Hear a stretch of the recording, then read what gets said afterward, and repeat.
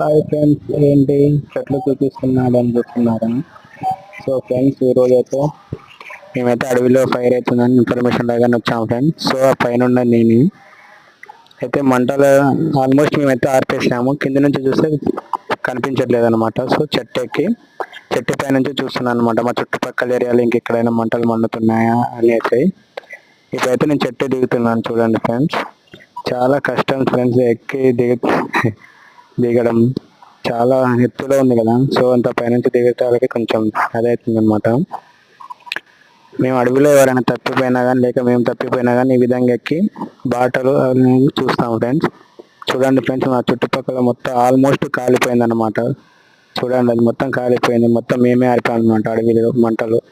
దయచేసి ఎవ్వరు కూడా అడవికి వెళ్తే మంటలు మాత్రం పెట్టకండి ఫ్రెండ్స్. ఇలా మేము వచ్చి ఇబ్బంది పడాల్సి వస్తుంది.